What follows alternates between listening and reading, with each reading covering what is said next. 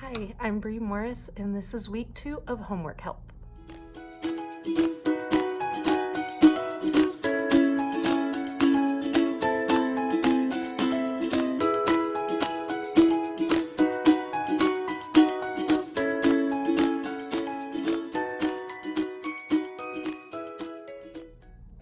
Okay guys, this is the homework for this week. I'm going to go over just a couple of problems to make sure that you are feeling successful on the homework. The very first one, I'm going to do them on the board this week because it's been brought to my attention that it's hard to see when I'm on the paper because the paper is small. So we're going to just look at number 1. And the kids should already be a little familiar with this because we did it on target board last week. And we were just saying, what if x is equal to 1? What if x is equal to 2? We're not solving for x, we're solving for y. On this very first one, they even give you an example. And the problem is y equals x plus 1. And they said if x is equal to 1 and y is equal to 1 plus 1, then y is 2. Okay, that's the example that they give on the paper. I'll do one more of the same block. So if y equals x plus 1 and x is equal to 2, y is equal to 2 plus 1, so y equals 3. This is simple addition, and 2 of them are multiplication, but still simple multiplication. On B, last week I did not give an example of multiplying 2 digits by 2 digits because the children should know how to do that, but I would like for the parents to know that there are more than one strategy that your child can use. I want them to use whichever one makes them feel successful. At the end of the day, we're looking for the right answer, not a specific strategy. And so I really encourage parents to not say to their kids, well, that's not how I learned it, so that's not how we're gonna do it, because the way you learned it may not be the strategy that works for your child. So I'm just gonna do this 17 times 15, sorry. If your child uses the standard algorithm, that's perfect. Standard algorithm is just multiplying the 5 by both digits on top, putting a placeholder, and multiplying the 1 by both. So I know that 5 times 7 is 35. I'm going to carry my 3. I know that 5 times 1 is 5 plus 3 is 8. Then I put my placeholder. I've noticed that a lot of the children this year don't understand why this placeholder is here. We put it here because now we're moving to the tens digit. So you have to start in the tens place. It's very important for them to have the conceptual understanding of why they're doing different things. So now I can do 1 times 7 is 7, 1 times 1 is 1. And I just add everything up. They can use this way, or they can use an area model. I'm gonna leave this right here so we can compare the area model to this. If your child is still using area model, that's fine if they're not ready for standard algorithm. If they are ready for standard algorithm, but they're kind of afraid of it, I encourage them to do the area model with the standard side by side so they can see if they're getting the answer correct. So what I'm gonna do is draw a box for an area model. And because I'm doing 2 digit by 2 digit, I'm gonna cut my box into 4. Okay. And I'm gonna do 10 plus 7, that gives my 17. I'm gonna do 10 plus 5. Okay, and I'm gonna do 10 times 10, which is one of their basic facts. They should have learned it in 3rd grade and enforced in 4th grade. But if they're still not sure when they look at it, if it doesn't come automatically to them, I say 1 times 1 is 1, and I have 1, 2 zeros. That gives me 100, okay? Then 10 times 5, they should know is 50, but again, if they don't, 1 times 5 is 5, and I have 1 0. Then I'm going to move here. 7 times 10 is 70. We should know, but if not, 7 times 1 is 7. I have 1 0. Then 7 times 5 is 35. Now I need to add these up. If your child is not successful with area model, it's because they're trying to add up all the numbers at once. This year, we move on to 3 digits by 2 digits, so it's very important that they break it down. I like my kids to just add going this way, that's 150. And if they don't know 70 plus 35 off the top of their head, there's no shame in writing it down. Now these are lined up for me to add.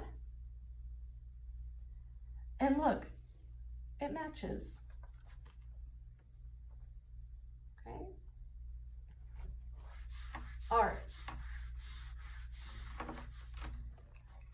For the next one, they're just giving the value of the bold digit. That's on C. That's this one right here. Okay. They've already given you one example where they show that the 5 is in the thousandths place. So I'm going to give this example. The children should know this. We've been working on it in class for 2 weeks now. So 2 4/10. If they just say the number by its name, they will know what that place is, and it's written like this.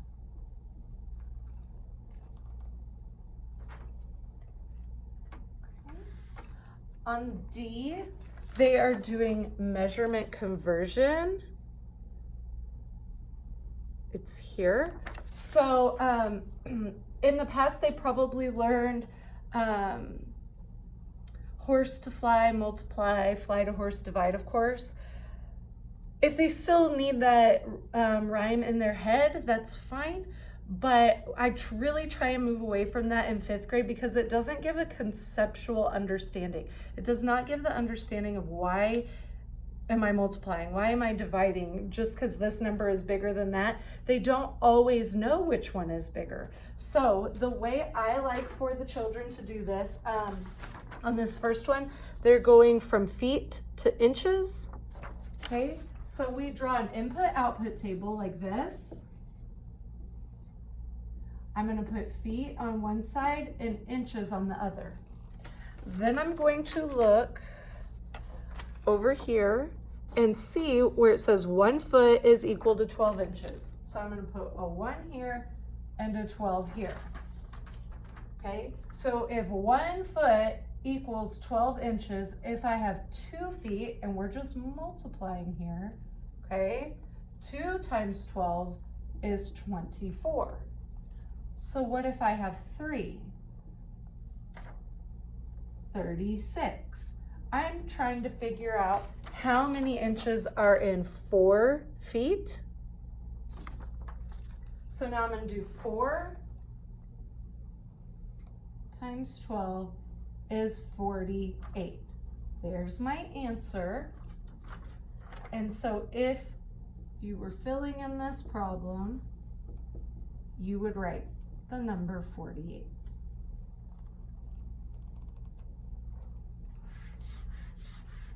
Okay, I believe that they should be able to complete all of the remaining problems. Number 1 is a dot plot. They're asking how many players drink more than one, reading it backwards, more than 1 quart of water. Okay, so all you're doing is counting up the dots that are more than 1. So you're not going to count this 1. They said more than 1. So all the dots here, here, and here, that's it. All you're doing is counting. There's no multiplication, no division, nothing scary on this. You're counting, okay? We do struggle a little bit in 5th grade always with creating the equation. I'm not going to walk through this one. I want to see what the kids can do. If they get it wrong, it's not a big deal. I'm looking for attempt on this problem, and we're going to actually go over it in class on Friday. I just want to see what the kids come up with. The trick to these problems is listening to what you're reading. So read the problem out loud, because when you hear the words, you start to understand what to put together. If you're adding, if you're multiplying, and where you're doing what. These answer options that have parentheses always come first. So if it's telling you that you need to do this step before you do anything else, that's why it's put in parentheses. Number 3 is a perimeter problem. Everybody should be able to do that. You learn that in 3rd grade and 4th grade. All you're doing is adding up the sides. Draw a picture. Make sure you draw a picture so you have the conceptual understanding of which dimensions go where. The dimensions are the measurements. Draw a picture. It says that it's a garden in the shape of a rectangle. All you have to do is draw a rectangle right here and label it with the dimensions that they give you. Number 4, the rectangle weighs exactly as much as 6 trapezoids. What is the weight of 2 trapezoids combined? Okay, so it's saying that this 96 ounces is equal to this. So you will need to do a little division here. This is not a measurement conversion. You're figuring up, I would divide by 6 and then times 2, or add that same thing, repeated addition. Whatever you get your answer, add it again. Okay, because it wants to know how many for 2 of them. There are 6 and they're equal to 96. So start by doing 96 divided by 6. And your last one, during the month of December, Rachel will ride her bike 28 kilometers each day. The month of December has 31 days. What is the best estimate for the total of number of kilometers that Rachel will ride her bicycle in December? Okay, guys, this is an easy problem. Let me tell you what kids are doing. They are rounding instead of estimating. Rounding is sort of a part of estimation, but not. We're not separating the two. And then children are wanting to solve the problem and then estimate, or they're actually rounding. We're getting the wrong answer too often by doing that. Look at these numbers. What is 28 close to? It's close to 30. Okay, what is 31 close to? It's close to 30. Use those compatible numbers to figure out your answer. We'll go over it on Friday. All right, guys, it's due Friday. I will see you later at school. I hope this video helped you with